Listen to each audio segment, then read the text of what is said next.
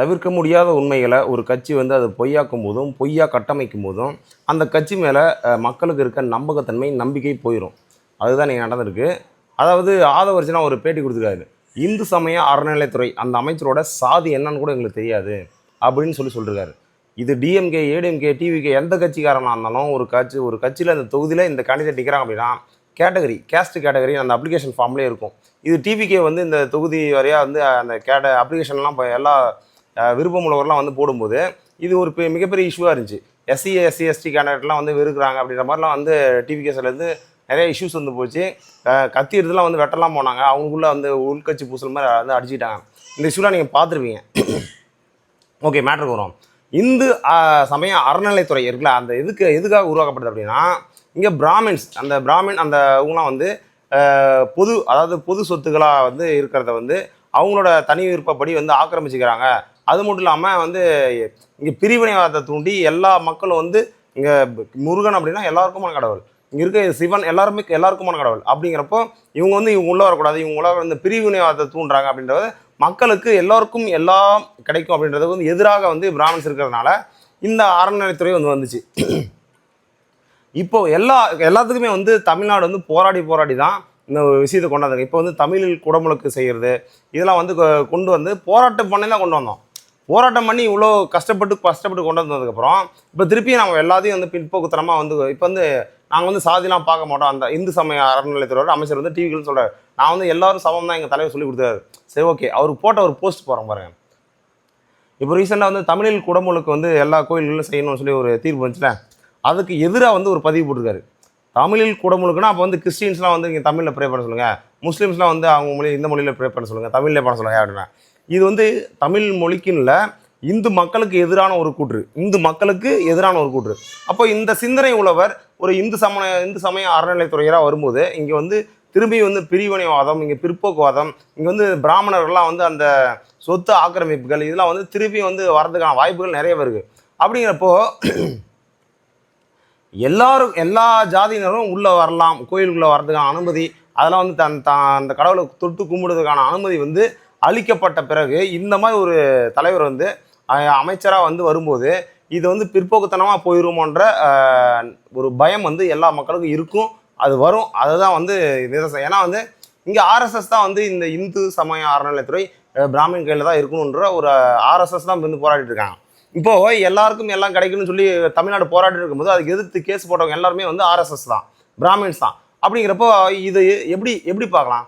இப்போ இவர் வந்து எல்லாரும் சமம் அதுக்கு வந்து நீங்கள் வந்து எம்பிசி கேட்டகரியில், பிசி கேட்டகரியில், எஸ்சி எஸ்டி கேட்டகரியில் அவங்க வந்து போடும்போது அப்போது எல்லாருக்கும் எல்லாம் நினைக்கிறவ அவங்க நினச்சிதான் ஆகணும். இப்போ இந்த பிராமின் தான் வந்து இவங்க தொட்டா தீட்டு, அவங்க தொட்டா தீட்டு, இவங்க வந்து பார்த்தா தீட்டு அப்படின்ற மாதிரி ஒரு பிம்பத்தை அதர் கேஸ்டர்கிட்ட வந்து விதைச்சதே வந்து பிராமின்ஸ் தான். அப்போ மக்களுடைய பிரிவினைவாதத்தை உண்டாக்கின இந்த கூட்டத்துக்கு எதிராக போராடி தான் இந்த இந்து சமய அறநிலையத்துறை இந்த அளவுக்கு வந்து நின்று இப்போ எல்லாருக்கும் வந்து தமிழில் குடமுழுக்கு செய்கிறது என்ன, இந்த மாதிரி வந்து எல்லா ஜாதியினரும் அதாவது பெண்கள் வந்து கோயிலுக்குள்ளே போகிறதுக்கு அனுமதிக்கிறது என்ன, இந்த மாதிரி வந்து எல்லாருக்கும் எல்லாமே கொண்டு வந்து முடிச்சுக்கப்புறம் நான் திருப்பி இங்கே தான் வந்து நிற்பேன், நான் அப்படி தான் பண்ணுவேன். என்னப்பா அப்படி நிறைய பேர் சொல்லுவீங்க, என்னப்பா அப்படி பண்ணிட்டாரா, அப்போ வந்து அந்த மாதிரி எதாவது பண்ணால் நம்ம பார்த்துக்கலாம், அவர் வந்து எல்லாருக்கும் எல்லாம் அப்படின்னு எங்கள் தலைவர் சொல்லியிருக்காரு, அந்த மாதிரி நீங்கள் சொல்லுவீங்க, நிறைய பேர் சொல்லுவீங்க. ஆனால் இங்கே அந்த பயம் இருக்குல்ல, அந்த பயம் வந்து செயல்படும் போது அங்கே வந்து நம்ம கத்தி ஒரு பிரயோஜனம் இல்லை. இப்போது டிவிக்கே விஜய் அவர்கள் வந்தால் படத்தில் இப்போ கோயம்புத்தூரில் நடந்த இஷ்யூக்கு வந்து அந்த பெத்த அம்மா சொல்லலாம், அவன் வந்து படத்தில் நடக்கிற மாதிரி அந்த ரவுடி அந்த யார் வந்து இப்போ பெண்ணை எங்கள் வீட்டு பெண்ணை சீரழிச்சானோ அதேமாதிரி நடக்கணும், அவனை வந்து கொன்று போடணும்னு சொல்லி எதிர்பார்க்குறாங்க. அந்த மாதிரி எதிர்பார்ப்பு வந்து விஜய் மேலே வச்சுருக்காங்க. அப்போது அந்த நம்பகத்தன்மை இங்கே வந்து நடக்கும்போது வந்து அது உடையுதுல. விஜய் வந்தால் எதுவுமே மக்கள் நினைக்கிறான், விஜய் வந்தால் எதுவுமே வந்து நடக்காது, எந்த ஒரு கொலை குற்றம் எந்த ஒரு பெண்கள் மேலே அபியூசிங் எந்த சீரழிப்பு எதுவுமே வந்து நடக்காது அப்படின்ற ஒரு எண்ணத்தில் இருக்காங்க. அப்போ அது திருப்பி நடக்கும்போது அதை நம்ம வந்து ஒன்றும் பண்ண முடியாது, அங்கே போய் போராடிட்டு அழுதுட்டு தான் இருக்க முடியும். அப்போ அது எதுக்காக அந்த வழியை வந்து உருவாக்கி வரணும், அந்த வழி இந்து சமய அறநிலையத்துறைக்கு ஒரு பிராமணனை எதுக்கு வச்சு அதை வந்து ஒரு வழியை உருவாக்கிடணும். சரி, இப்போ தான் தெரிஞ்சிச்சுல, இப்போ வந்து ஒரு கேஸ்ட் என்ன தெரிஞ்சிச்சுல, அப்போ வந்து மாற்ற வேண்டியதானே.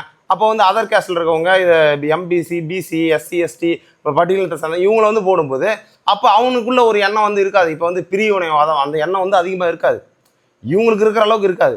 ஏன்னா இந்த பிரிவினைவாதத்தை தூண்டினதே உருவாக்கி மக்களிடையே விதைச்சதே இந்த பிராமின்ஸ் தான். அப்போ அவங்களுக்கு எதிராக உருவாக்கப்பட்ட ஒரு அறநிலைத்துறைக்கு அவங்களே வந்து தலைவராக கூடாதுன்னா எல்லா சொத்துக்களும் ஆறுகள் ஏரிகள் கோயில்கள் இருக்கிற சொத்துக்களும் வந்து அவங்க திருப்பி வந்து அவங்க வந்து ஃப்ரீயாக வந்து யூஸ் பண்ணிக்குவாங்க.